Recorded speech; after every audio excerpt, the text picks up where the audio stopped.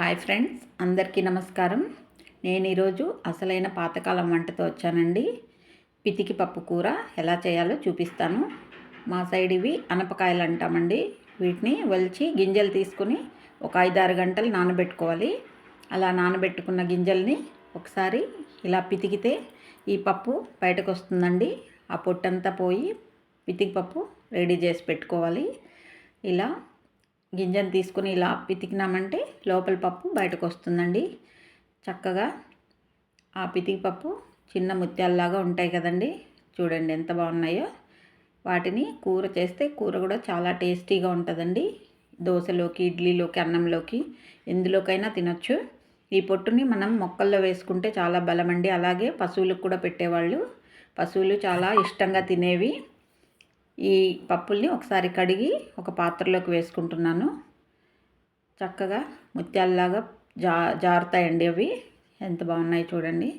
ఇలా పప్పులన్నీ వేసుకున్న తర్వాత మనం తినే కారాన్ని బట్టి నేను 2 స్పూన్లు వేసాను. ధనియాల పొడి కూడా మిక్స్ చేసి ఉంటాను కాబట్టి ఉప్పు సరిపడా వేసుకుని కొద్దిగా పసుపు వేసుకోవాలి. అలాగే వెల్లుల్లి ఒక 2-3 పాయల్ని వలిచి పొట్టు తీసి వేసుకోవాలి. 1 స్పూన్ నూనె వేసుకుని మొత్తం అంతటిని కలిపి చక్కగా కలుపుకోవాలండి. ఈ పాతకాలం వంట ఎప్పటి నుంచో ఉండేదండి, కానీ ఇప్పుడు ఇంకా బాగా అన్ని ప్రాంతాలకి ఆ అనపకాయ వస్తుంది కాబట్టి అందరికీ బహుశా తెలిసి ఉంటుంది. కానీ ఇలా చేసుకోవడం మాకు మా ఇంట్లో చాలా పాత పద్ధతి అండి ఇది. ఇప్పుడు ఒక గ్లాస్ నీళ్లు పోసుకొని అందులో కలిపి ఒకసారి స్టవ్ మీద పెట్టుకుని స్టవ్ వెలిగించుకోవాలండి. వెలిగించుకున్న తర్వాత చక్కగా ఒక 60% ఉడికించుకుంటే సరిపోతుంది. మళ్ళీ మనం తిరగమాత వేసినప్పుడు అందులో ఉడుకుతుంది కాబట్టి ఒక 60% ఇక్కడ ఉడికించుకుంటే సరిపోతుందండి. గింజలు ఇలా ఉడుకుతుంది కదా, ఒక 5-6 నిమిషాలండి చాలు, ఉడికిపోతుంది. ఆఫ్ చేసేసుకుని అంతలోపు టమాటో ఒకటి, ఆనియన్, ఎర్రగడ్డలు, ఒక పచ్చిమిరపకాయ, కొత్తిమీర, కరివేపాకు, మళ్ళీ వెల్లుల్లి రెబ్బలు ఒక 2-3 దంచి పెట్టుకోవాలండి. ఇప్పుడు పాన్ పెట్టుకుని అందులోకి ఆయిల్ వేసుకోవాలి. 2-3 స్పూన్లు వేసుకుంటే సరిపోతుంది. గింజలు ఉడికేటప్పుడు కూడా 1 స్పూన్ వేసాం కాబట్టి ఆయిల్ సరిపోతుందండి. ఎక్కువ ఆయిల్ ఏం పట్టదు ఈ కూరకి. నేను 3 స్పూన్లు వేసాను.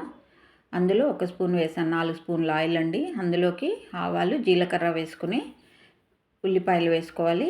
తరిగిన ఉల్లిపాయలు వేసుకొని అలాగే కొత్తిమీర, కరివేపాకు, పచ్చిమిరపకాయలు వేసుకోవాలండి. చక్కగా వేయించుకోవాలి. ఇవి వేగిన తర్వాత చూద్దామండి. మంచిగా ఈ కూరని చేసుకుని చక్కగా దోశకి అలాగే ఇడ్లీ కూడా తింటామండి మేము. రైస్లోకి చాలా బాగుంటుంది. అలా పాతకాలం వంటల్ని పరిచయం చేస్తూ పాతకాలం వంటల్ని మర్చిపోకుండా ఉంటే చాలండి. మన హెల్త్ బెనిఫిట్స్ని కాపాడే పాతకాలం వంటల్ని మర్చిపోకుండా అడపదడప చేసుకుంటూ ఉంటే, మన పిల్లలకి పెడుతూ ఉంటే వాళ్ళకి ఆ రుచులు అలాగే వాటి వాల్యూస్ వస్తాయండి. ఇప్పుడు వెల్లుల్లి, దంచుకున్న వెల్లుల్లి 2-3 పాయలు వేసి బాగా మగ్గించుకోవాలి. మగ్గించుకున్న తర్వాత టొమాటో యాడ్ చేయాలండి. టొమాటో కూడా బాగా మగ్గిపోవాలి అందులో. ఇప్పుడు ఒక టొమాటోని యాడ్ చేసుకుంటున్నాను. ఇందులో మనం చింతపండు పులుసు ఏమి వేయం కాబట్టి టొమాటో మాత్రమే పులుపు. ఆ పులుపే సరిపోతుందండి పితికి పప్పుకి. ఎక్కువ పుల్లగా ఉంటే కూడా బాగుండదు. కూర చాలా కమ్మగా ఉంటుంది. ఇది మనం కారాన్ని బట్టి, అంటే కారం ఎక్కువ వేసుకుంటే ఎక్కువ ఉంటుంది, లేదు కారం తక్కువగా తినేవాళ్ళైతే కమ్మగా ఉంటుందండి. మంచి టేస్టీతో బాగుంటుందండి తినడానికి. ఇలా టొమాటో బాగా మగ్గిన తర్వాత అందులోకి కొద్దిగా కొత్తిమీర యాడ్ చేస్తున్నాను. కొత్తిమీర ఫ్లేవర్ ఎక్కువ అవసరం లేదండి, కొద్దిగా అయితే సరిపోతుంది. పితికి పప్పు ఒక మంచి డిఫరెంట్ ఫ్లేవర్తో ఉంటుందండి. కూర కూడా అలాగే ఉండాలి. మనము కొత్తిమీర అవన్నీ ఎక్కువ యాడ్ చేయకూడదు. ఇప్పుడు ఉడికించుకున్న పితికి పప్పుని ఇందులో వేసి చక్కగా ఒక 2-3 నిమిషాలు ఉడికిస్తే ముద్దగా అయిపోతుందండి. టొమాటోస్తో పాటు కలిపి ఉడికితే మొత్తం 100% ఉడికిపోతుంది. కానీ ముద్ద అయ్యే వరకు ఉడికించకండి పప్పులు. పప్పు పప్పుగానే ఉండాలి, కానీ మెత్తగా ఉండాలి. అలా ఉడికించుకొని దింపుకోవాలండి. ఇప్పుడు నేను మళ్ళీ గిన్నెలోకి మార్చుకున్నాను. గిన్నెలోకి మార్చుకొని ఒక 2-3 నిమిషాలు మూత పెట్టి ఉడికిస్తే చక్కగా మగ్గిపోతుంది.